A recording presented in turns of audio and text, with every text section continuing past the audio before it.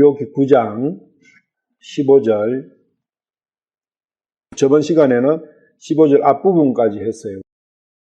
뒷부분부터 오늘은 15절하고 16절, 17절 읽어볼게요. 제가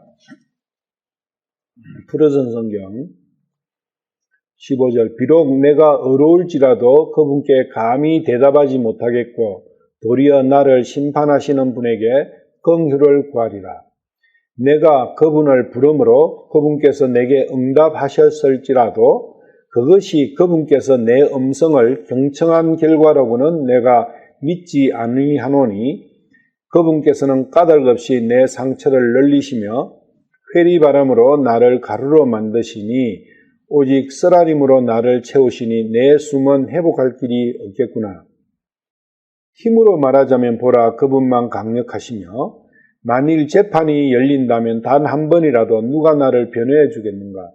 내가 스스로 어렵다 하면 그 말하는 입이 나를 정죄할 것이요 내가 말하기를 나는 완전하다 하면 그 말이 또한 내가 꾸불꾸불하다는 것을 입증하리다. 비록 내가 완전할지라도 내 스스로 자만하지 아니할 것이요 나의 살아온 삶을 부정할 것이다. 그러므로 내가 말하기를 그분께서 완전한 자와 사악한 자를 멸하시는 것이 내 일반이라 하였도다. 22절까지 읽어봤어요. 15절 보시면 뒤에 도리어 나를 심판하시는 분에게 긍휼을 구하리라. 비록 내가 어려울지라도 그분께 감히 대답하지 못하겠고 도리어 나를 심판하시는 분에게 긍휼을 구하리라. 여기 설명에는 그렇게 했죠. 율법에 따르는 내 자신의 행위의 의와 믿음의 의의 차이다. 욥은 행위의 의와 율법의 의에 있어서는 완전합니다. 완전한데 그 율법의 행위의 의는 외형으로 나타나는 의입니다. 그런데 마음의 의로 넘어가면 욥은 자기 자신 안에서 일어나는 그 생각 속에서는 자기가 헤어날 수 없는 깊은 수렁에 빠져 있다는 것을 자각하고 있어요. 그래서 불쌍히 여기시야 한다. 긍휼을 구한다는 게 불쌍히 여겨주십시오 하는 거잖아요. 나를 불쌍히 여겨주십시오. 누구에게든 어떤 사람에게 돈을 한 1억 버렸는데 갚지를 못해요. 갚을 길도 없어요. 그런데 어떤 사람은 배째라 이렇게 할 수도 있지만 양심이 있는 사람은, 살아있는 사람은 그래 안 되잖아요. 그런데 갚을 길은 없고 그러면은 그 사람을 찾아가서 어떻게 하겠어요? 참 이래서 갚으려고 내가 했지만 갚을 길이 없습니다. 앞으로 하여튼 기회 되는 대로 계속 갚을 테니 나를 봐주시고 불쌍히 여겨주시고 한 번만 이렇게 들어주세요. 이렇게 하는 그거 자체를 뭐 한다는 걸로 이야기하죠? 빈다고 이야기해요. 빈다. 그 사람한테 간다. 빌로 가야지. 뭔가 잘못했는데 내가 잘못을 한 그 사람한테 가서 사과하고 잘못했다고 하는 그것을 빌로 간다 하잖아요. 우리 많이 해요. 빌로 간다. 빌로 가서는 다른 거 없어요. 불쌍히 여기십시오 하는 거예요. 비는 것과 불쌍히 여기십시오 하는 그것은 같은 이야기라는 거예요. 그게 같이 일어나는 거예요. 그런데 말로는 빌로 간다고 해가 빌로 갔는데 고개 빳빳 들고 내가 이래 어려운데 봐주시오. 봐주는 거 그거 뭐 당신 해야 되지 않냐? 예를 들면 이런 형태로 하면 그게 비는 거요. 그거는 협박이죠. 무시하는 거죠. 그거는 대래 화를 돋구는 거죠. 비는 목적은 그 상대방으로 하여금 나를 척은히 여기도록 만드는 거예요. 그래서 그때는 옷을 번지르하게 입고 집에서 제일 좋은 옷 다 입고 탁머리 입고 딱 이래 반질반질하게 해가지고 가서 이번에 못 갖게 됐는데요. 그러면은 야, 네 차린 거 보니까 너는 다 네 할 거는 다 하네. 이렇게 하지 않겠어요? 그래서 최대한 안 꾸미는 거예요. 그리고 집에서 제일 떨어진 옷 입고, 그리고 애들도 꼬질꼬질하게 해가지고 줄줄 데리고 갈 거 아니에요. 마누라부터 해가지고. 그래 가서 야, 애들 보고 야, 이분이 내가 오늘 참 빌려고 오신 분이야. 너들 다 무릎 꿇어. 이렇게 하지 않겠어요? 그게 긍휼을 구하는다는 것의 내용이에요. 실제 내용이라고. 우리가 그냥 긍휼을 구하려니까 불쌍히 여기서 그렇게만 하고 넘어가면 실제가 안 돼요. 그런데 욥은 어렵다 그거예요. 자기가 어려운데도 불쌍히 여기주십시오 한다. 왜 그렇게 하느냐? 마음 때문에 그런 거예요. 마음으로 짓는 이 죄야말로 죄의 본질인데 행위로서는 완벽하지만 마음 이것은 어쩔 수가 없다. 에스겔서 33장 12절 13절. 주님께서 에스겔에게는 사람의 아들아 이거 많이 썼어요. 인자잖아, 인자. 그래서 예수님께서도 자신을 사람으로서의 자신을 소개할 때는 인자는 이렇게 사람의 아들로 해서 그래서 에스겔은 굉장히 비밀스러운 어떤 인물이에요. 성경 속에서. 그래서 예수님의 직접적인 예수님과 연결되는 그러한 인물이라고 보시면 맞아요. 사람의 아들아, 그러므로 너는 네 백성의 자손들에게 말하기를 어려운 자가 범법하던 날에는 그러면은 여기 사람의 아들아, 그러므로 너는 네 백성 이스라엘을 이야기하겠죠. 그런데 에스겔이 이 백성을 실질적으로 그때 만들었냐? 그런 부분까지 그렇다는 것은 예수님이라는 거예요. 너는 네 백성의 자손들에게 말하기를 어려운 자가 범법하는 날에는 그의 의가 그를 건지지 못하리라. 사악한 자의 악으로 말하건대 그가 자기의 악에서 돌이키는 날에는 그 악으로 말미암아 쓰러지지 아니할 것이요. 또한 어려운 자가 죄를 짓는 날에는 그가 자기의 의로 인하여 능히 살지 못하리라. 내가 어려운 자에게 말하기를 그가 반드시 살리라 할 때에 그가 만일 자기의 의를 신뢰하고 불법을 행하면 그의 모든 의는 기획되지 아니하겠고 그는 자기가 행한 자기의 불법으로 인하여 그것으로 인하여 죽으리라. 율법의 의의 한계다. 불법 속에서 살아가는 인생의 한계다. 이 자신의 의잖아요. 자기의요. 이 자기의 의가 욥이 내가 어려울지라도 그 의다 그 이야기예요. 그런데 그 의는 한 개라도 흠결이 생기면 이었지 어렵다가도 죄를 지으면 이래 되잖아요. 한 개라도 흠결이 생기면 공든 답이 무너진다는 거예요. 10년 공부 드라미 답을 뭐 이런 말하고 똑같은 말이에요.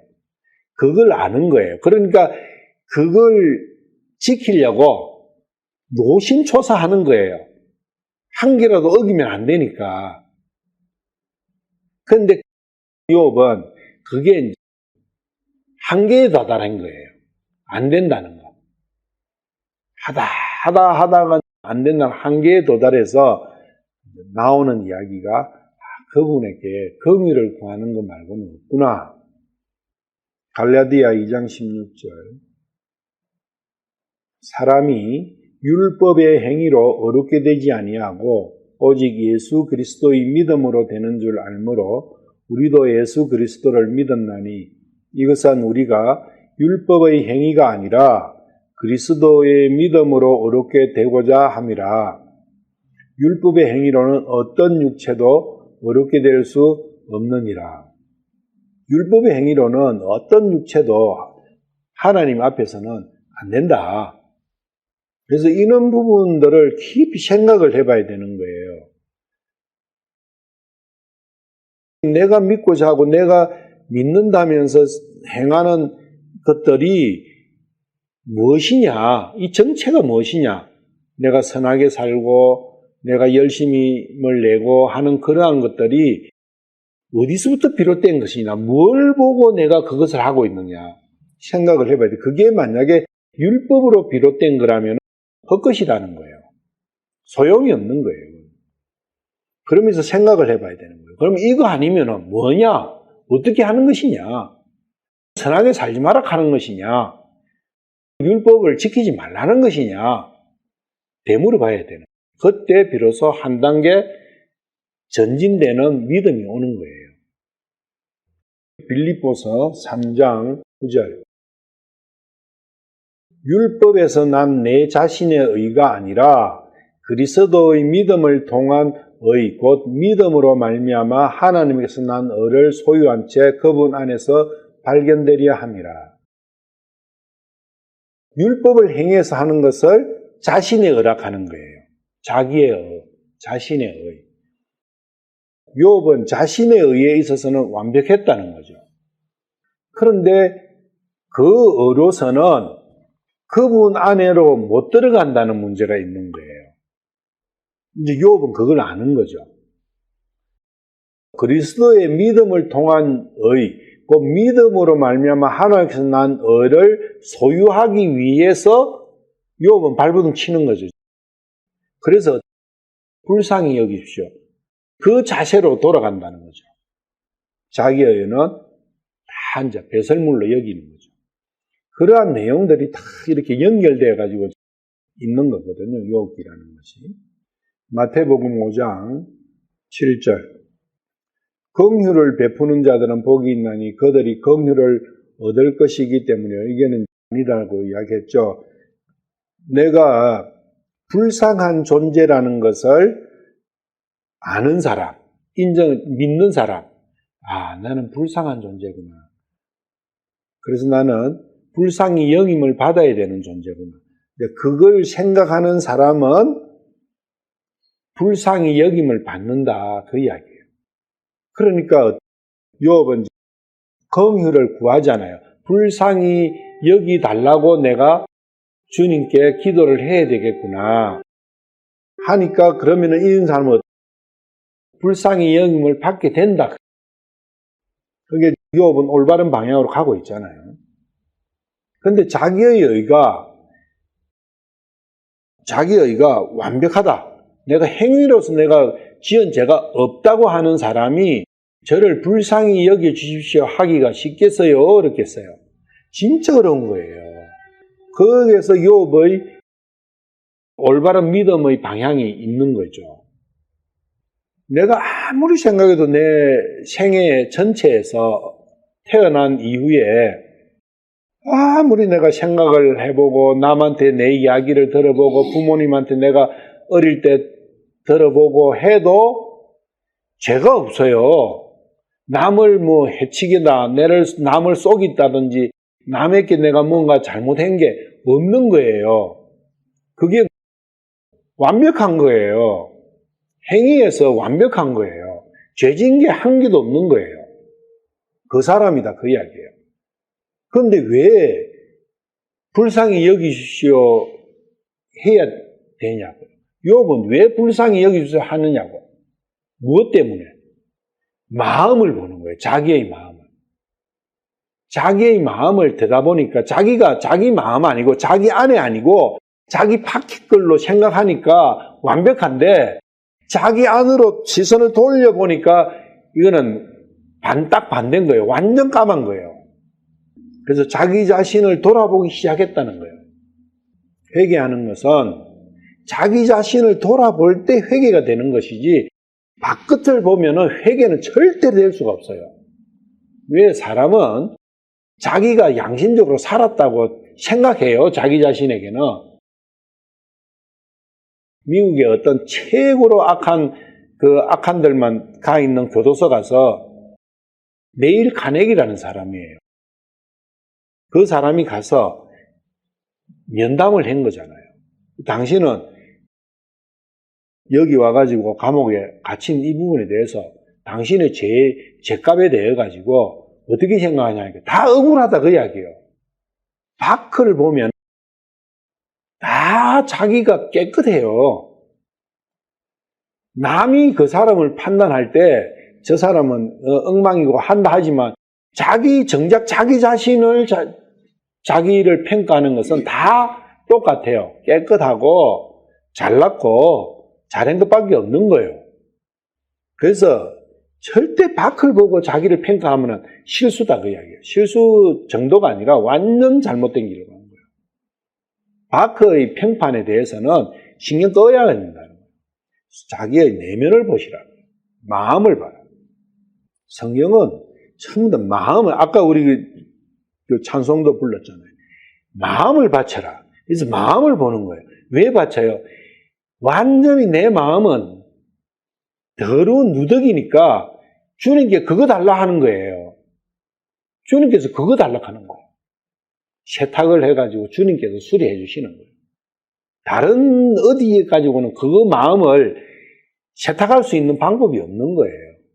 마태복음 19장 20절. 그 청년이 그분께 이르기를 이 모든 것은 내가 어려서부터 지켰거니와 아직도 내게 부족한 것이 무엇이니까 하거늘. 이렇게 되는 거예요. 밖을 보면 거의 모든 사람은 이렇게 돼요. 잘하든 못하든 상관없어요. 그래서 밖을 보면 자기가 부자가 돼버려요. 예수님께서 부자는 천국 들어가기가 낙타가 하늘기로 들어가는 것보다 더 어렵다. 불가능하다는 이야기죠. 자기 자신을 밖의 평판이나 밖을 향한 자기의 시선을 가지고 자기를 평가하는 사람은 절대로 하늘나라 못 간다. 다 이래 되는 거거든요. 아무리 내가 기록을 해 부모님한테 물어보고 친구들한테 물어보고 자식들한테 물어보고 뭐 해도 야 엄마가 뭐 잘못한 거 뭐 있냐? 어머니 제가 잘못한 게 뭐 어떤 거 살아오면서 죄진 게 뭐 어떤 거 있어요? 야야 너 완전 깨끗하게 살아서 어머니는 천사예요 천사. 예를 들면 이제 그런 소리 들으면은 야 너는 나를 천사라 하지? 천사 아버지여 나는 이렇게 되는 거예요. 그렇게 높아진다 그 이야기입니다. 그래서 절대 밖을 보면 안 된다. 자기의 내면을 봐라. 자기의 마음을 봐라. 마음속에서 뭐가 나오는지. 마태복음 15장 가봐요. 18절. 15장 18절에서 20절. 그러나 입에서 나오는 그것들은 마음에서 나오며. 자, 마음에서 뭐가 나오는지 보자고요. 마음에서 나오며 그것들이 사람을 더럽게 하느니라. 마음에서 나오는 것들이 사람을 더럽게 하는데 마음에서 악한 생각, 살인, 간음, 음행, 도둑질, 거짓정은, 신성모독 나온다. 그 이야기. 7가지 나오는데 이게 온통 죄 짓는 모든 것이 사람 마음에서 나오는 거예요. 근데 나는 악한 생각도 안 하는데 나는 살인도 안 했는데 나는 간음도 안 했는데 간음이는 생각 안 하는데 나는 음행 있는 것도 생각 안 하는데 난 도둑질 있는 거는 아예 생각조차도 안 하는데 거짓적인 이런 거는 내가 생각도 안 하는데 신성모독을 내가 어떻게 감히 보니까 한 개도 안 해요. 어떻습니까? 자기 자신이 이 말씀을 예수님 말씀을 보실 때 예수님은 사람이라면 다 이렇다고 딱 말씀을 하시는데 나는 빠지는 거예요. 왜 빠져요? 밖을 보니까 빠지는 거예요. 내 아닌 다른 객관적인 다른 사람하고 나의 관계, 사람 대인관계에서 세상살이에서 나를 보니까 다 빠지는 거예요. 아니에요. 문제는 내 안에서 하나님과의 관계에서 보셔야 된다고. 하나님께 대해서 살인했고 악한 생각했고 간음했고 음행했고 도둑질했고 거짓정언했고 신성모독한 거예요. 그러면은 하나님하고 나의 관계에서 악한 생각, 살인, 간음 이거는 어떻다는 거예요? 내가 내 혼을 죽이고 있잖아요. 간음, 돈 좋아하죠? 가족 좋아하죠? 하나님 아닌 다른 것을 좋아하면 그게 다 간음 아닙니까? 음행은 다 그러한 어두운 곳에서 일어나는 일, 드러내지 못하는 일들, 그런 생각들 무지 많잖아요. 내가 떳떳하게 많은 사람 앞에서 내가 이야기 못하는 내 속 마음에 일어나는 생각들 얼마나 많습니까? 감히 사람 앞에도 그랬는데 하나님 앞에로 내가 한번 가보세요. 도둑질. 온통 도둑질이잖아요. 우리는 조그마한 사간개 훔치 먹고 남의 만한 이런 거 그거 아니라고. 공기 돈 내고 먹습니까? 공기 숨 쉬면서 감사하다고 합니까? 밥 먹으면서 햇빛 쬐면서 달빛 보면서 별 보면서 야 아름답구나. 박물관에 가면 예를 들면 요사이 고흐가 이제 한국에서는 너무 유명해지니까 고흐 그림을 전시를 많이 해요. 특별히 전시하다고 특별하는데 영상 이런 거 화려하게 해가는데 그런 데 가면 다 돈 내요. 좋은 거 보면 다 돈 낸다. 영화관에도 가면 돈 내잖아요. 근데 그런 거하고 비교할 수 없을 정도로 아름다운 거라든지 밤의 별의 아름다움, 자연의 아름다움 이거 보면서 돈 냅니까? 다 도둑질 하는 거예요. 진짜 중요한 거는 다 도둑질하고 산다고 내가 지금. 소소한 거는 정도 아니에요. 진짜 생명하고 직결된 1분만 취하지 않으면 바로 죽음에 이르는 물은 누가 주신 거예요? 사람이 정수해가 주는 정수비 값을 내는데 그 본질을 주신 그분에게는 생각도 안 하는 거예요. 우리가 물 마시면 하나님 감사합니다 합니까? 숨 쉬면서 하나님 감사합니다 합니까? 안 하잖아요. 본질을 보여야 합니다. 성경은 본질에 대해서 말씀하시는 것이지 소소하게 그런 거는 유도 아닌 거예요. 그런 째째하신 분이 아니라고 합니다. 어떤 사람은 나는 누구 연필 한 개도 내가 가져다가 그냥 쓰고 이런 거 안 했다. 자기의 깨끗함을 이야기하겠죠? 근데 진짜는 완전히 도적 중에 도적인 거예요. 살인자 중에 살인자고 흉악한 살인자고 말할 수 없는 도둑이고 말할 수 없는 음행을 저지르는 음행을 밥 먹는 것보다 더 숨 쉬는 것처럼 음행을 저지르는 그러한 음탕한 자고 그게 진짜 내가 인식이 되느냐. 하나님 앞에서 생각을 하지 않으면 그건 인식이 불가능합니다. 근데 성경을 보면서도 그거 인식을 못해요. 왜? 성경을 보면서 전부 다 밖을 가지고 판단하는 거예요. 내가 내 마음을 보고 예수님 말씀을 이렇게 아멘, 예수님 그러하옵니다. 이렇게 되면 그 다음에 어떤 자세가 나오겠어요? 불쌍히 할 거 아니에요. 그런데 이런 것들이 깨끗한 거예요. 그러면 예수님이 잘못 말씀하신 거예요. 그런데 예수님 말씀이 실질적으로 내한테 적용되는 게 없는 거예요. 예수님은 네가 이렇다 했는데 나는 이건 아닌데 그러니까 예수님이 별로 내하고 관계가 별로 없는 거예요. 마가복음 1장 40절 한 나병 환자가 그분께 와서 그분께 간청하여 하며 그분께 무릎을 꿇고 그분께 이르되 주께서 원하시면 나를 정결하게 하실 수 있나이다 하며 예수님께서 불쌍히 여기는 마음을 가지사 손을 내밀어 그에게 대시며 그에게 이르되 내가 원하노니 정결할지어다 하시니라. 나병 환자는 빌었잖아요. 불쌍히 여기십시오. 저를 불쌍히 여기셔서 저를 낫게 해주십시오. 그래 했잖아요. 그러니까 어떻게 했습니까? 불쌍히 여겨 주셨기 때문에 나사주셨잖아요. 그런데 이 나병 환자를 나술 수 있는 사람이 있습니까? 하나님 아니고는 안 되는 거잖아요. 이 예수님이 하나님이시잖아요. 무릎을 꿇었잖아요. 예수님 앞에서 무릎을 꿇었어요. 왜 간절하게 빌면은 무릎이 꿇어져요. 옛날에 제가 수박밭에 수박 담고 그래 해가 이제 문제가 생기가 산에 도망갔다가 야 우리 안 되겠다 해가 5명이 이제 교무실로 이제 선생님 앞에 와서 어떻게 했겠어요? 우리는 섰는데 선생님이 무릎 꿇어. 무릎 꿇죠. 그런 거는 내 마음이 무릎을 꿇은 건 아니에요.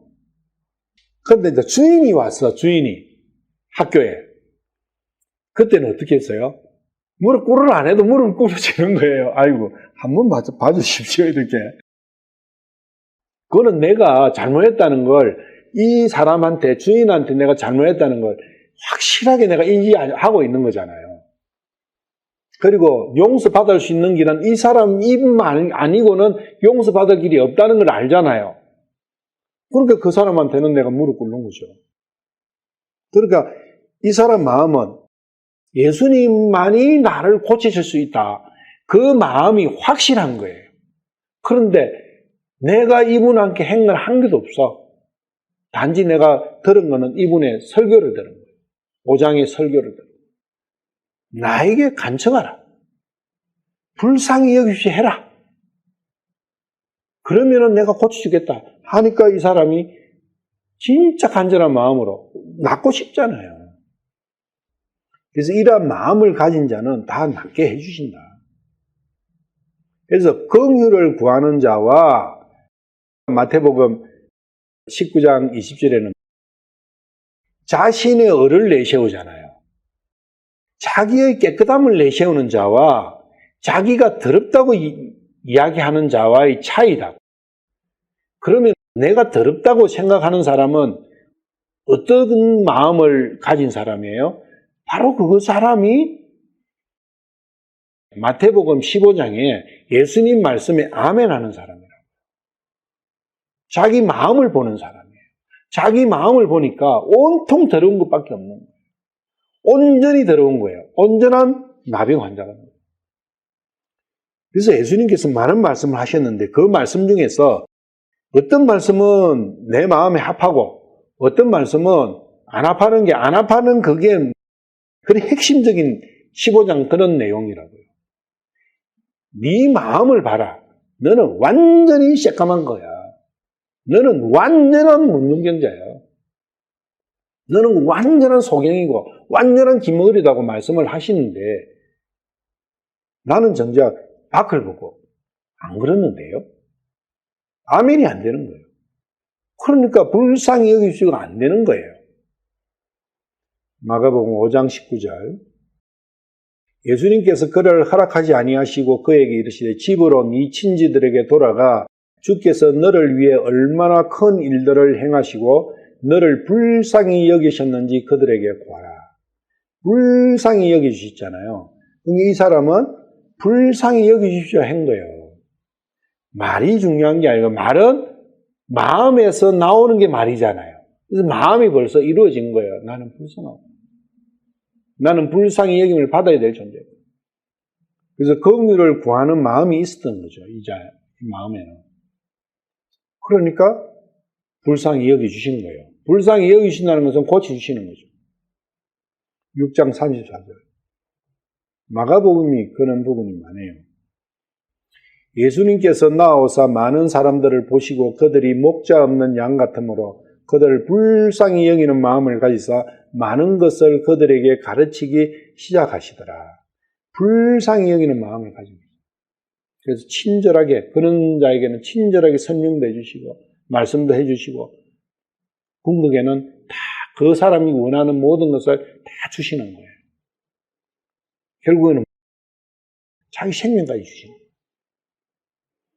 8장 2절 마가복음 8장 2절 내가 무리를 불쌍히 여기노라. 이제 그들이 사흘 동안 나와 함께 있었는데 그들에게 먹을 것이 없도다. 먹을 것 미리 아시는 거예요. 벌써 주님께서 미리 알아요. 이 자들이 우리가 배고파가 죽을 것 같은 게 주십시오. 그거 안 했어요. 마음이 그 자들의 예수님을 따라다녔던 그 자들의 마음을 벌써 아시는 거예요. 공고하고 지치고 배고프고 쓰리고 한 그 마음을 벌써 읽으시고 주님께서는 베풀어 주시는 거예요. 그걸 위로해 주시고 치유해 주시고 9장 22절 마가복음.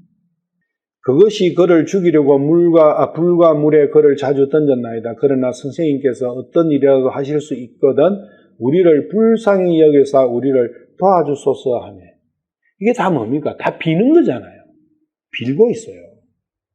그러면 빌 때 자세가 어떻게 했느냐? 마음으로 기도한다? 마음으로 기도하는 건 맞아요. 근데 마음이 간절하면 나오는 거예요, 이렇게.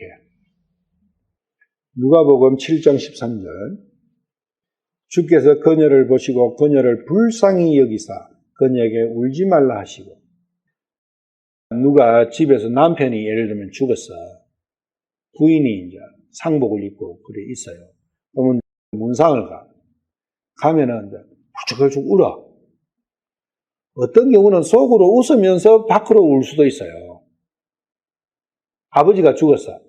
아들들이 쭉 있어 문상을 갔는데 곡을 하잖아요. 요사이는 곡을 잘 안 하는데 옛날에는 가면은 무조건 곡을 하거든요. 손님들도 가면은 곡을 해요. 곡하는 그게 예의죠. 곡하는 방법이 있어요. 곡을 하면서 뇌까리는 그 방법이 있다고요. 양반들은 그 곡 안 하면 쌍놈이라 하니까 해요. 근데 속으로는 웃으면서 곡하는 것도 얼마나 많겠어요. 근데 이 여자는 자기 아들이, 자기 독자가 죽어버렸어. 아버지도 없어. 다시 얻을 수도 없어. 그런 아들이 죽은 아줌마는 이 죽음 앞에서 진실로 슬프고 모든 세상이 무너진 거예요. 진짜 슬프겠잖아요. 그래서 불쌍히 여긴 거죠. 이런 마음들, 불쌍히 여기십시오 하는 그 사람들의 마음들을 한번 읽어보시라고요. 나는 어떠한가? 내가 아무리 봐도 불쌍히 여기서 할 거리가 없어요. 거리가. 문둥병이 걸렸나? 아픈 게 있나? 생명이 위협을 받나? 본인 그렇게 거지처럼 그런 것도 아니고 내가 아무리 봐도 불쌍히 여기달 조건이 없어. 그러니까 불쌍히 여기달라고 하는 그 마음이 입에서는 나오지만 헛말인 거예요. 밖을 보니까. 그렇지 않아요? 제가 불쌍히 여겨주십시오 해야 돼요. 그래야 예수님께서 불쌍히 여겨주십니다 고 이야기하잖아요. 그래서 고민해보는 거예요. 아무래도 내가 불쌍한 게 별로 없는데 내가 불쌍하게 여기달라고 할 거리가 좀 안 생기면은 참 생기면 좋겠는데 나는 왜 안 불쌍해지지 내가? 말씀을 안 믿으니까 그러고 모르니까 그런 거예요. 자기의 내면을 보는 것이에요. 자기의 마음을 봐야 돼요. 내면을 보면은 마음을 보면은 불쌍히 여기달라 안 해도 그냥 불쌍하게 돼버려요. 누가복음 10장 25절 마태복음 19장하고 비슷하죠. 보라 어떤 율법사가 일어나 그분을 시험하여 이르되 선생님이여 내가 무엇을 하여야 영원한 생명을 상속받으리까 하며 이 자는 율법사가 일어나요. 율법사가 일어나고 자기가 스스로 높아진 상태에서 질문을 하는 거예요. 예수님 앞에서 하나님 앞에서 스스로 일어난다는 것은 자기가 벌써 높아졌다는 거예요. 그게 들어있는 거예요. 이 말씀 안에는. 어떤 율법사가 일어나니까 율법사가 어디에 의자에 앉아있다가 일어나고 벌떡 일어나가지고 이야기하는 것보다 일어나는데 그런 거 아니에요. 이자도 부자죠.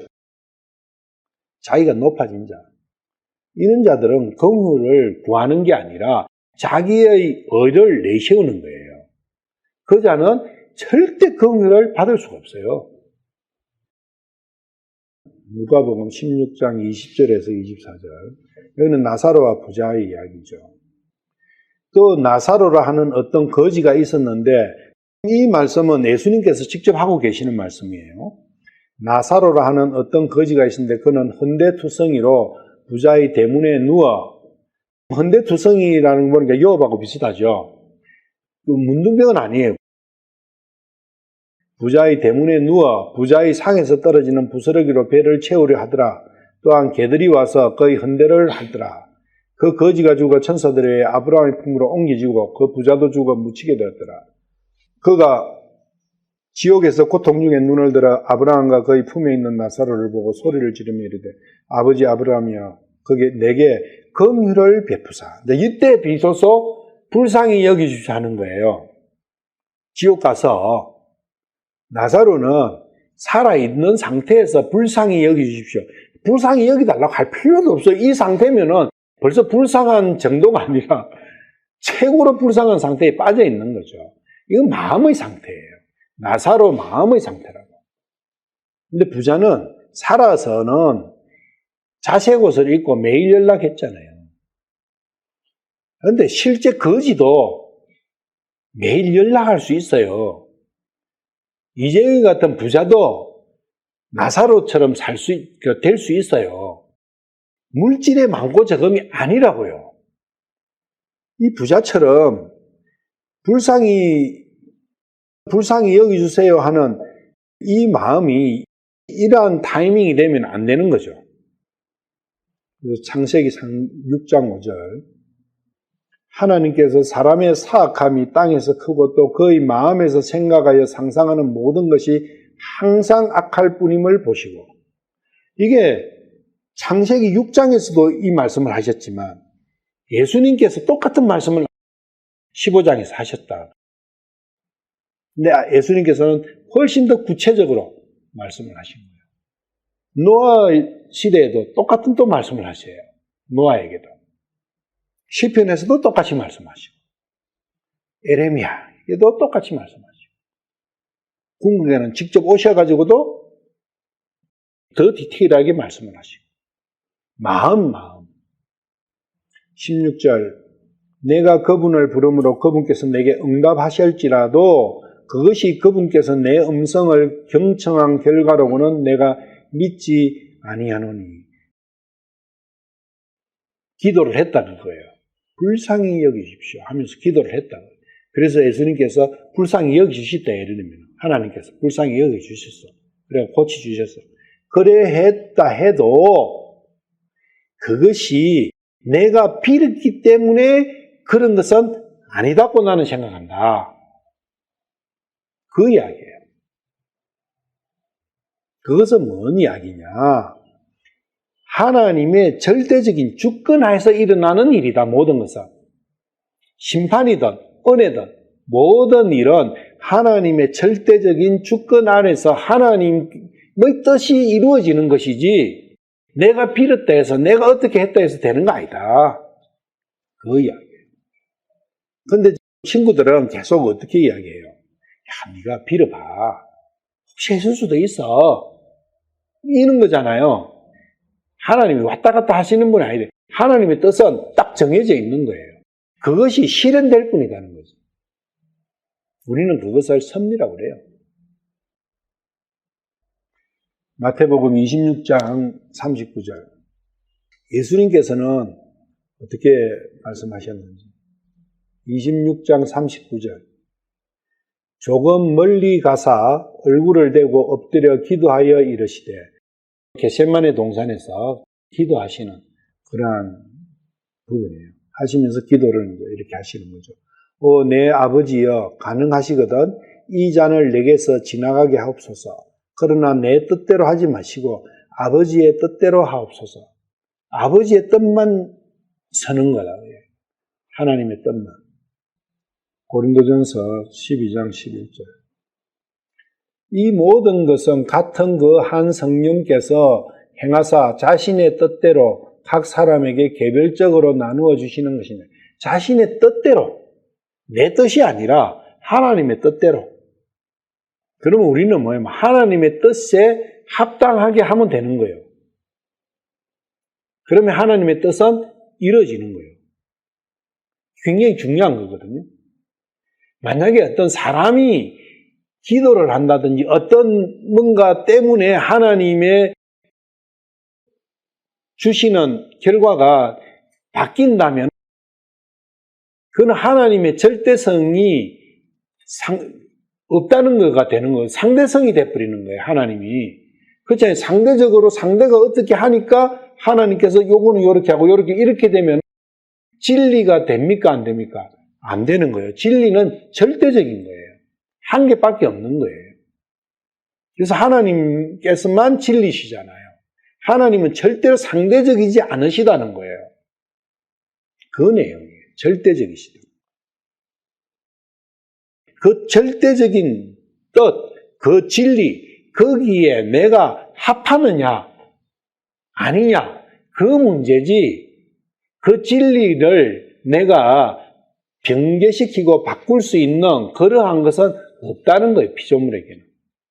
그게 믿음이다. 하나님에 대한 믿음. 디모데후서 3장 12절. 참으로 그리스도 예수님 안에서 하나님의 뜻대로 살고자 하는 모든 자는 핍박을 받을 터이나. 근데 문제는 하나님의 뜻대로 살면 핍박을 받는다. 이거는 진리다. 진리가 왜곡이 되겠습니까? 절대 왜곡이 아니에요. 예외가 있습니까? 예외가 있다는 것은 진리가 아니에요. 진리라는 것은 예외가 없어요.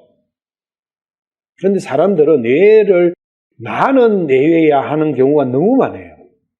나는 조금 달라. 그런 것 같다.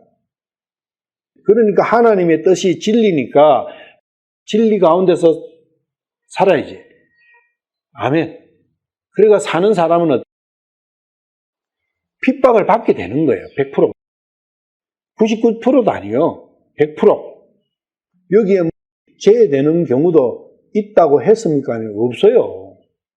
100%다. 자, 그 다음에는 디모데후서 2장 26절. 이거는 마귀의 뜻이에요. 이것은 마귀의 뜻대로, 마귀도 뜻이 있는 거예요. 목적이 있을 거 아니에요. 근데 마귀는 진리가 아니에요. 그래서 마귀는 오락가락해요. 그리고 상대적이에요. 절대적이지 못하다. 왜 그러느냐? 마귀는 능력이 없어요. 절대적일 수 있는 능력이 없어요. 그러니까 흉내밖에 못 내는 거죠. 이것은 마귀의 뜻대로 마귀에게 사로잡힌 자들이 마귀의 올무에서 벗어나 자신을 되찾게 하려 함이라. 이 마귀의 뜻에 사로잡힌 자를 되찾게 하는 그러한 부분이다. 그 전에 이제 이야기가 있었겠죠? 바울 사도가. 근데 마귀는 뭘 써요? 마귀는 올무를 쓰는 거예요. 붙잡은 날에 도망가려 하니까 올무를 써가 딱 붙잡잖아요. 근데 하나님은 올무를 안 쓰세요. 쓸 필요가 없죠. 하나님은 뭘 목적이기 때문에 올무를 안 쓰세요? 사랑이 목적이기 때문에 올무를 안 써요. 올무는 폭력으로, 힘으로 붙들어 놨는 거예요. 소가 좀 크면 콧들에 뚫잖아요. 그게 뭐예요? 올무요. 지 마음대로 못하게 하잖아요. 아프니까 땡기면 땡기는 대로 가잖아요. 그게 올무예요. 일종의. 그리고 사람, 개나 이런 거는 막 목줄 하잖아요. 목줄이 올무요. 닭 저번에 우리 올무를 걸어놔가지고 죽였잖아요. 다리에다가 묶어놨잖아요. 묶는 그게 올무라고요. 올무를 딱 채워넣으니까 도망 못 가고 걔한테 잡아먹기 버리죠. 그게 힘으로, 폭력으로, 수단으로 딱 잡아놨는 거예요. 자유가 없잖아요. 근데 하나님께서 자유를 다 주시는 거예요. 왜? 사랑을 원하시니까. 올무 가지고 사랑이 형성됩니까? 안 되죠. 마귀가 그런 형태로 올무를 딱 걸어놨는 거예요. 거기서 벗어나게 해주시기 위해 가지고 오셨다는 거예요. 이건 마귀의 뜻, 하나님의 뜻. 하나님은 한 번 딱 말씀하시면 진리시기 때문에 변개 없다는 거예요. 어떠한 상황 변화도 그 하나님의 뜻은 변동치 못한다. 그 이야기. 하나님의 절대 주권. 17절. 그분께서는 까닭없이 내 상처를 늘리시며 혈이반음으로 나를 가루로 만드시니. 욥이 자기의 마음의 상태를 이렇게 표현해낸 거죠. 마음이 상처가 나면은 썰이잖아요. 아프고 썰이고 힘들고. 그런데 그 까닭을 모르겠는 거예요, 자기는. 이유를 모르는 거예요. 왜 가루를 만드시는지 이유를 모르는 거예요. 왜 이유를 몰라요? 하나님께서 나를 어디로 데려가시기 위해 가지고 이렇게 하는 건지를 욥은 모르는 거예요. 우리는 다 알고 보고 있지만. 이 회리 바람으로 가루를 만든다, 이게 사실은 회리 바람은 이 회오리 바람이잖아요. 회오리 바람은 돌아가잖아요. 돌아가는 가루 만드는 게 맷돌이다. 맷돌로 갈아버립니다. 그리고 회리 바람으로 이래 하면 빙빙빙 돌아가면 완전 어지럽잖아요. 제정신이 나오겠어요? 자기가 지금까지 기대가 가졌던 그 정신, 세상으로가 같이 했던 그 정신이 그건 완전히 빠져버리는 거예요. 정신이 나가버리는 거죠. 그 세상에 대한 정신이 나가버리고, 그 나가는 그 과정이 가루로 되는 거예요. 어지럽다는 게 뭐냐면 방향 감각이 없어져 버리는 거예요. 방향 감각이 없어져 버려요. 그리고 내가 뭔가를 할 수 있겠다는 그 가능성이 전혀 없어져 버리는 거예요. 어지럼증이 어떤 경우는 기에 문제가 생겨가지고 한번 이래 오면은요 완전히 정신이 한 개도 없어요. 세상이 그냥 뱅뱅뱅뱅 돌아가는데 그건 아픈 거하고도 또 다른 큰 고통이에요. 완전히 내가 아니야. 뭔가 할 수 있다. 절대 불가능해. 어지러워가 내 몸도 못 가누는데 뭘 하겠어요. 종이 한 개도 못 들어요. 욥은 그런 상황에 빠지고 있다. 18절. 오직 쓰라림으로 나를 채우시니 내 숨은 회복할 길이 없겠구나. 쓰라림으로 나를 채우신다. 이 마음이 온통 마음이 쓰라리다. 아프다. 쓰리다. 그러한 부분이 언제 그래 되느냐. 세상 것에서 세상에서 내가 가장 믿었던 사람, 내가 가장 따르고 좋아했던 사람, 그 사람으로부터 배반을 당한다. 그러면 마음이 그 쓰라림 정도가 어떻게 했겠어요? 예를 들면 두 가지가 있어.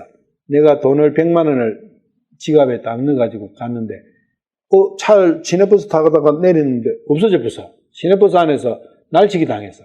그러면 마음이 쓰라리죠. 100만 원을 잃을 때 하고 1억을 잃을 때 하고 전 재산을 잃을 때 하고 쓰라림 정도가 어떻게 했어요? 다르죠. 그런데 어느 게 더 커요? 돈을 잃었을 때 하고 배신을 당했을 때 하고 어느 게 더 클까요? 돈을 좋아하는 사람은 그렇죠. 거기에서 그 사람의 기준점이 나와요.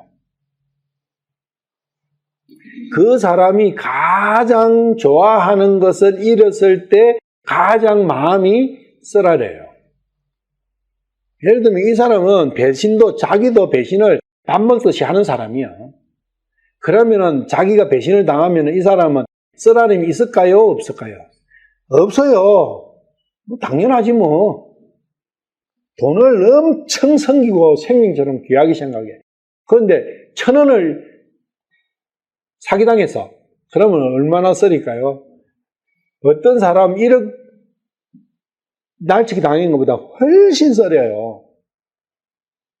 그러면 그런 사람이 한 1억 날리면 한 달 정도 들어놓는 거예요. 그런 걸 보면 자기의 마음이 어디로 가 있는지를 알 수가 있어요. 욥은 뭔 문제 때문에 쓰라려요? 하나님을 뵙지를 못하는 그 문제 때문에 쓰라린 거예요. 다른 쓰라림이 아니에요. 회개하는 자의 쓰라림은 여기에서도 출발한다는 거예요. 그래서 내 숨은, 육신의 숨은, 내가 이 세상을 향한 삶의 숨은 끊어져야 된다. 그러면은 주님께서는 그 다음 진정한 생명의 숨을 주시기 위해서 그걸 들고 계시는 거예요. 그 대책이 있으시기 때문에 이 과정을 허락하시는 거예요. 대책 없이 이렇게 두지 않으신다는 거예요. 그거 믿음이잖아요. 그걸 근데 욥은 아직은 몰라요. 알아가는 과정이라고. 숨은 생명의 원천이 영이다. 그렇지만 하나님께서는 쓰라린 죽음의 어두운 계곡 너머에서 그분의 숨을 다시 주시기 위해 가지고 지금 기다리고 계신다. 그걸 우리는 다 알고 있잖아요. 근데 그걸 믿지는 않아요. 믿으면은 지금 이 과정은 아무것도 않게 넘어가는 거예요. 이 세상살이는. 근데 세상이 중요하고 세상이 하고 안 믿으니까 이것 가지고 세상 것 가지고 모든 판단의 잣대를 재고 죽이니 살리니. 그래서 중요한 건 하늘의 것으로 채워져야 된다는 거죠. 새 땅의 것이 빠지고 하늘의 것이 그 자리에 다 채워지는 그것이야말로 우리가 원해야 될 유일한 것이다. 그 하늘의 것을 소망하고 그것을 원하는 마음의 사이즈가 얼마나 크냐. 하늘의 것은 사이즈가 참깨만 하고 땅의 것은 사이즈가 엄청난 바위덩이만 하면 이걸 우리가 계속 체크하고 교제 가운데서 자기를 밝게 들이내면서 자기의 상태를 점검하면서 나아가는 것이 신앙생활 아니냐. 여기서 나는 완벽하다 할 사람이 누가 있겠냐. 이 육신을 짊어지고 있는 이상은, 이 육신 속에서 담겨 있는 이상은 그 싸움이 있는 거예요. 그래서 우리는 편하게 하늘의 것은 영이라 하고 영적인 것이라 하고 땅의 것은 육적인 것이라 하는 거예요. 그래서 육적인 것이 얼마나 사이즈, 내 마음을 얼마나 많이 붙들고 있느냐, 원통 붙들고 있느냐, 반 붙들고 있느냐, 10% 붙들고 있느냐, 1%도 안 되냐, 그게. 그러면은 분명히 두 개밖에 없거든요. 하늘의 것이냐, 땅의 것이냐. 땅의 것이 1%밖에 안 된다는 것은 하늘의 것이 99%다 그 이야기예요. 땅의 것이 50%면 하늘의 것도 50%고. 요한복음 3장 3절에서 8절. 니고데모와 예수님께서 대화하시는 것이죠. 예수님께서 그에게 응답하여 이르시되 진실로 진실로 내가 네게 이르노니 사람이 다시 태어나지 않으면 하나님의 왕국을 볼 수 없느니라 하시니라. 니고데모가 그분께 이르되 사람이 늙으면 어떻게 태어날 수 있나이까? 그가 자기 어머니 태에 두 번째 들어갔다가 태어날 수 있나이까 하며 예수님께서 대답하시되 진실로 진실로 내가 네게 이르노니 사람이 물에서 나고 성령에게서 나지 아니하면 하나님의 왕국에 들어갈 수 없느니라. 육에서 난 것은 육이요 성령에서 난 것은 영이니 내가 네게 이르기를 너희가 반드시 다시 태어나리라 나야 하리라 한 것에 놀라지 말라. 바람이 마음대로 불면 네가 그것의 소리는 들어도 그것이 어디서 와서 어디로 가는지 알지 못하나니 성령에서 난 사람도 다 이러하니라 하십니다. 이게 요람에서 무덤까지 하고 비슷한 내용이에요. 땅에서 하늘까지, 육에서 영까지 이전되는 거다. 육 없이 턱 영만 나오는 게 아니다 그거예요. 어차피 육에서 시작하지만 그게 끝이 아니다. 영으로 가야 된다. 그래서 육과 영을 그렇게 순서적으로 나열해 놔신 거예요. 육을 부정하시는 게 아니라고요. 그렇다고 육을 인정하시는 것도 아니에요. 육은 거쳐가야 될 한 과정일 뿐이다. 사람이 물에서 나고 나야 되는 거예요. 그 다음에 성령에게서 나야 되는 거예요. 육에서 나고 성령에서 나고 두 번 나야 되는 그 부분이 있다. 육에서 나는 거 없이 두 번째로 바이패스 안 된다. 그 부분이 굉장히 중요한 거예요. 욥은 육에서 나서 성령으로 영으로 나는 그 과정을 밟아가고 있는 거예요. 지금. 그 과정에서는 육이 결국은 죽어야 되는 부분이 있는 거예요. 육에서 내가 분리되어야 되는 부분이 있는 거예요. 이스라엘이 어디 가서 자랐어요? 이스라엘에서 어디 가서 자랐어요? 애굽에서 자랐어요. 그 애굽이 태다 그 이야기예요. 태는 뭐 하는 곳이에요? 씨가 떨어져서 자라는 곳이잖아요. 밖으로 나오기까지, 밖으로 나와서 생존할 수 있도록까지 자라는 것이 태잖아요. 태는 자라는 곳이에요. 그런데 그 태에서 자라가지고 거기서 그냥 머물고 있으면 죽음이에요. 밖으로 나와야 되잖아요. 어느 정도 10개월이 돼가지고 자라서 그러면 나와야 되는 거예요.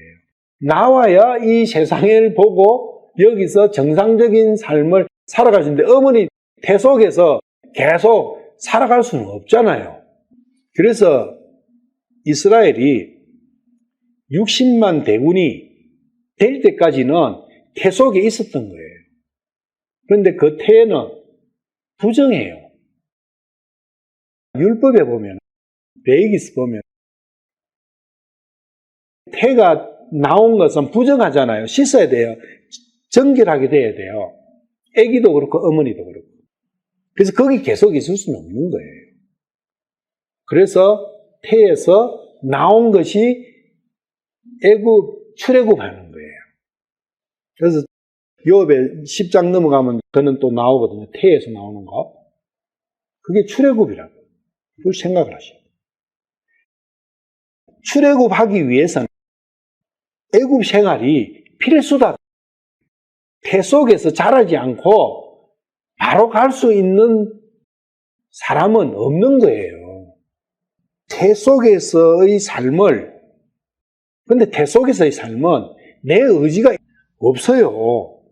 누구의 섭리? 누구의 의지? 하나님의 뜻만 있는 거예요, 그 안에. 엄마의 뜻이 있어요? 없어요. 엄마는 그냥 태를 빌려줄 뿐이에요. 그래서 유대인들이 애국 가서 살았을 때의 그 과정은, 400년간의 과정은 태 속에서의 과정이에요. 그런데 유대인 자신의 의지도 없어요. 유대인의 의지 때문에 거기서 머물고 살고 그런 거 없어요.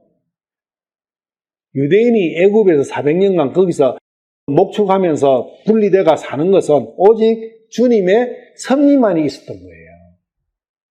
그리고 나중에 요셉을 모르는 왕이 와가지고 유대인들을 핍박하게 된 것도 결국은 나가게 하기 위해 가지고 하나님의 섭리다 그 이야기예요. 아마 거기에 우리가 그 임신을 해서 그 아기가 태 밖으로 나오려고 아기가 이제 막 발버둥 치잖아요. 그거하고 아마 똑같을 거예요. 우리가 정확하게는 모르지만 그냥 쑥 놓지 않잖아요. 아기가 분명히 그 신호를 내고 하니까 모태가 반응을 내 가지고 내주는 거거든요. 그러니까 아우성이 있다는 거예요. 나갈라고 나갈래요 하는 표현이 분명히 있는 거예요. 태아가. 거기에 모태가 반응하는 건데 그 모든 과정이 주님의 섭리 안에서 있는 거예요. 왜 홍해를 건널 때 홍해에서 다 빠져 죽지 않았느냐? 유대인 이집트는 다 죽었는데 물에 빠져 죽으면 숨이 막혀가 죽는 거잖아요. 그래서 욥기에도 내가 왜 나올 때 숨 막혀 죽지 않았던가? 하나님께서 물을 갈라주시니까 숨 안 막혔죠. 그런데 물을 안 갈라주니까 이집트는 다 죽은 거예요. 연결이 됩니다. 그 이야기예요. 물에서 나고 영으로 나는 거. 그래가 40년간 살다가 거기서 요단을 건너는 거죠. 그게 우리의 이 육신이 태어나서 그 살아가는 과정하고 똑같아요. 그래서 요한복음 3장 말씀은 출애굽의 전 과정을 이렇게 한마디로 요약을 하십니다. 그리고 욥기에서 욥이 자기가 왜 태어나서 왜 임신이 돼가지고 태 안에서 죽지도 않고 예를 들면은 유대인들이 애굽에 가서 죽을 수도 있었어요. 그런데 어떻게 거기서 보호를 받고 거기서 60만 대군의 군대가 만들어질 정도로 처음에 내려갈 때는 몇 명 안 됐는데 70명이 내려갔는데 그렇게 엄청난 대군으로 성장할 때까지 멸망하지 않고 그렇게 보호받고 됐느냐. 19절 힘으로 말하자면 보라 그분만 강력하시며 만일 재판이 열린다면 단 한 번이라도 누가 나를 변호해 주겠는가. 그러니까 자기 자신의 죄가 있느냐 없느냐 그것을 향해서 재판을 한다면 누가 자기 자신에게 대해서 변호할 변호사가 돼 주겠는가. 거기에서 자기를 위해서 변호해 줄 사람이 있냐. 누가 변호해 주겠는가. 그리고 그 변호를 해준다는 것은 그 변호사가 이야기를 했을 때 그게 먹힌다는 거잖아요. 그렇게 먹힐 수 있게 할 사람이 누가 있겠는가? 없다 그 이야기. 그런데 있어요. 지금은. 유혹 때는 없었지만 유혹 때는. 그리스도. 그래서 그리스도가 변호사잖아요. 지금도 하나님 우편에서 변호하고 계시잖아요. 욥은 이러한 말을 할 정도로 거기에 엄청난 비애와 고통을 느끼고 있는데 그리스도께서 나를 변호하겠어요. 그리스도께서 변호하면 100% 나는 무죄가 되는 거거든요. 힘으로 말하자면 그분만 강력. 이 말씀은 뭐냐면 그분만 강력하시다는 것은 나는 아무것도 없구나. 나는 완전한 무력하구나. 하나님 앞에서. 그런 상대적인 게 있는 거예요. 자기가 완전 무력하다는 것을 하나님과 비교해서 이렇게 표현하신 거예요. 이거 뭐, 하나님 강력하시지. 그래 하면 읽으면 안 된다고 해요. 자기 자신을 봐야 되는 거예요. 내 마음이 과연 욥과 같은 마음이냐. 하나님을 이렇게 표현할 정도로 내가 낮아져 있느냐. 하나님 앞에서 겸손한 것을 이렇게 표현하는 거예요. 만일 재판이 열린다면, 재판이 열리면 하나님 앞에 내가 내세울 게 한 개도 없구나. 100% 죄인이구나. 하나님 앞에서. 그러면 어떻게 되겠어요? 무릎을 꿇고 용서해 주십시오. 불쌍히 여기십시오. 그거 말고 할 게 뭐 있겠냐고요. 지금 욥은 그렇다는 거예요. 자기가.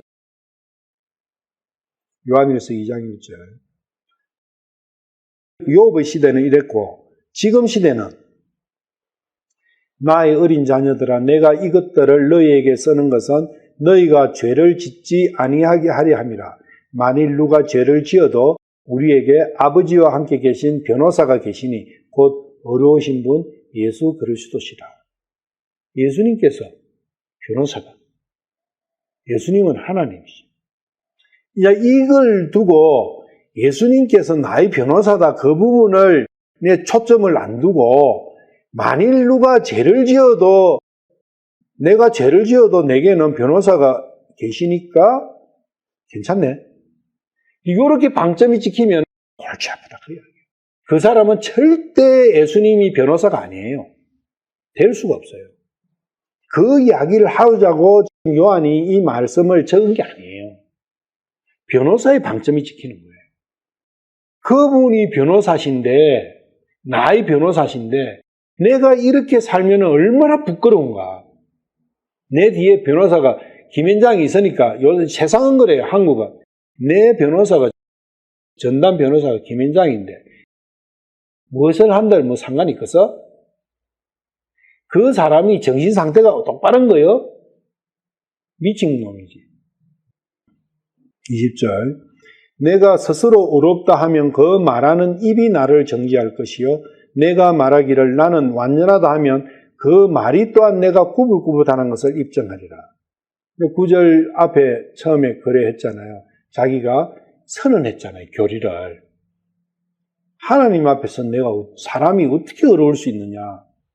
하나님 앞에서 절대 사람은 어렵다 할 수 없다는 그것이 나의 교리다. 나는 그것을 선포한다. 그렇게 했잖아요. 해놔놓고 이제 이렇게 이제 자기 상태를 또 이야기하는 거예요. 내가 스스로 어렵다 하면 그 말하는 입이 나를 정죄할 것이야. 내가 그 말을 하는 즉시로 내 입이 나가 죄인이라는 것을 증명한다. 그 말 자체가 말 못한다. 하나님께서 나를 인정은 해줄 수 있지만 내가 나서서 내가 어떻다는 이야기는 못한다. 그 말을 함는다는 것은 그 말이 내가 죄인이라는 것을 하나님 앞에 죄인이라는 것을 증명하는 것이다. 하나님 앞에 겸손이 돼야 되는 거예요. 내가 말하기를 나는 완전하다 하면 그 말이 또한 내가 꾸불꾸불하는 것은 완전하다는 것은 스트레이트다. 나는 곧발라 하는 그 말 자체가 나는 꾸불꾸불하다는 것을 증명한다는 거예요. 실제 삶 속에서 이런 것들이 너무 많아요. 나는 바른데, 나는 죄 없는데, 나는 옳은데 너는 왜 그래?